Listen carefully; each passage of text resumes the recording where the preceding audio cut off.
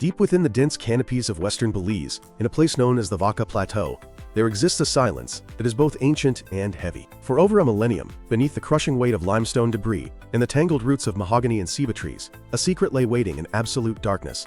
It was a secret sealed away in the year 350 AD. To put that in perspective, that is a time when the Roman Empire was beginning to fracture and the Gupta Empire was rising in India. But here, in the Maya world, something monumental was happening.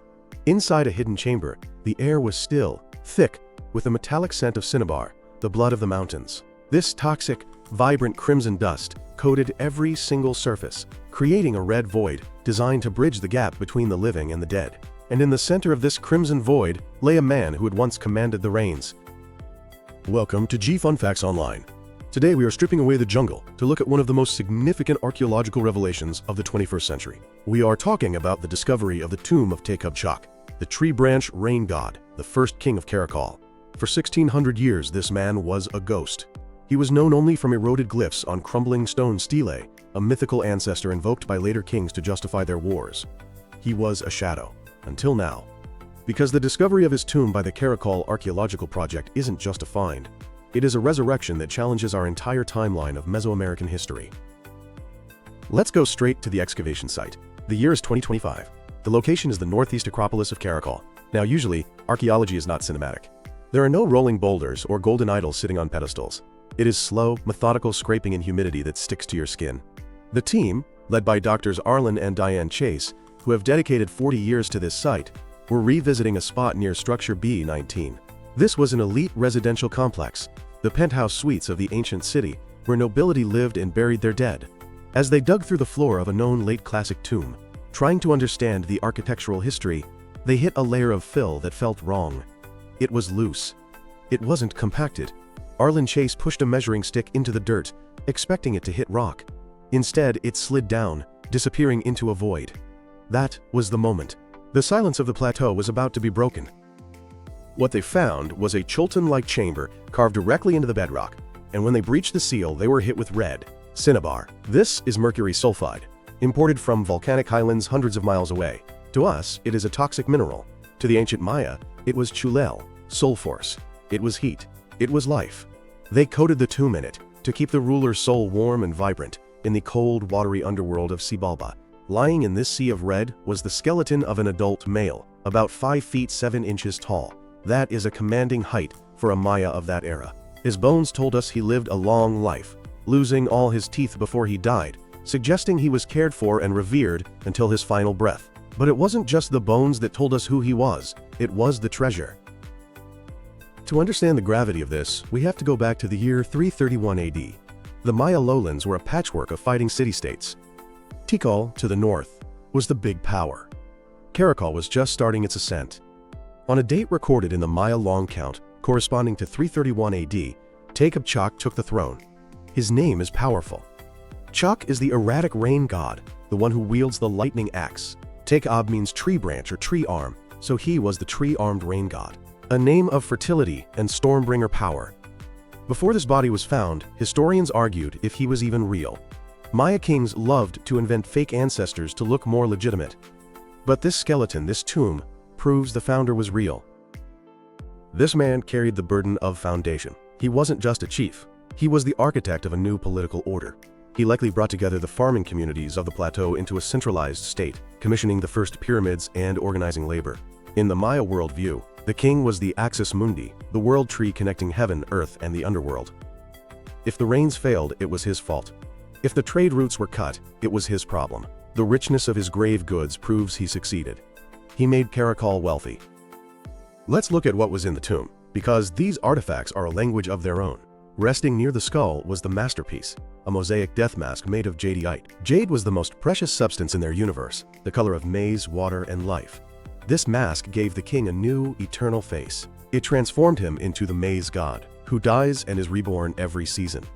It is a mosaic, composed of dozens of interlocking jade pieces, a style that hints at influence from the great city of Teotihuacan in Mexico. Yet, it is distinctly Maya. The eyes, made of shell and obsidian, stare up into the darkness, forever watching. Then there is the pottery. Among 11 vessels, one depicts Ek Chua, the merchant god. He is shown with a black face and a pack of merchandise. Chua is the patron of cacao, chocolate, the currency of the Maya. Finding a merchant god in a royal tomb from 350 AD is a massive clue. It tells us Te K'ab Chaak was a merchant king. Caracol has no natural water, but it has timber and copal incense. This king likely built his power by controlling the trade routes that moved these goods. He turned his city into a hub, where traders from the coast and highlands met. This is further proven by the spondylus shells scattered around his body. These are thorny oysters found only in the Pacific Ocean. Think about that. Caracol is near the Caribbean. These shells crossed mountain ranges and borders to get there. They prove his reach extended from sea to shining sea. Another fascinating detail is the lids of two vessels, modeled in the shape of coatimundi heads. The coatimundi, or pisote, is a raccoon-like animal. The Maya word for it, suits, appears in the names of later Caracol rulers. This suggests the animal was a totem, a family crest for the dynasty this man founded. It is a direct link between the biology of the jungle and the politics of the state. Now, we have to address the history-changing aspect of this find. It is about the date, 350 AD. For decades, the standard story of Maya history involved the entrada, or the arrival. Inscriptions at Tikal say that in 378 AD, a stranger named Te K'ab Chaak arrived from Teotihuacan, the massive imperial city near modern-day Mexico City, and took over. It was viewed as an invasion, but Te K'ab Chaak's tomb is from 350 AD, almost 30 years before that invasion. Yet, in his tomb and the surrounding plaza, we find Teotihuacan-style artifacts, green obsidian from central Mexico, and specific projectile points. This complicates the narrative. It means the relationship between the Maya and Mexico wasn't just a sudden invasion, it was a long dialogue. The Maya and Teotihuacan were trading and exchanging ideas long before the armies marched. Te K'ab Chaak was a cosmopolitan ruler who adopted foreign styles or perhaps hosted foreign traders decades before the political landscape shifted. To understand the man, you also have to understand his city. Caracol is unique. It is a garden city, while Tikal is a dense urban core. Caracol is a sprawling, low-density metropolis where the farm and the city were one. Recent LiDAR technology, lasers shot from planes to strip away the jungle canopy digitally, revealed that over 80% of the landscape was terraced. They moved millions of tons of stone to build walls across hillsides to catch water and stop erosion. Since the limestone ground is like a sieve and there are no rivers, they built thousands of clay-lined reservoirs to catch rain. Te K'ab Chaak's people were master engineers. This agricultural engine allowed the population to explode to over 100,000 people in later centuries. When the founder was buried, this system was in its infancy, but he laid the groundwork for it. His legacy is terrifyingly impressive. The dynasty he founded lasted 460 years. In 562 AD, his descendant, Lord Water, allied with the Snake Kingdom of Kalak Mul and crushed Tikal in a star war. Tikal went silent for a century. Caracol entered a golden age, building the massive Kana Pyramid, which at 141 feet, is still the tallest man-made structure in Belize. And interestingly, they shared the wealth. Excavations show that even commoners at Caracol had access to jade and obsidian. The Caracol model involved a large, stable middle class. All of that traces back to the foundation, laid in 331 AD. We cannot end this without crediting the detectives of time, Arlen and Diane Chase.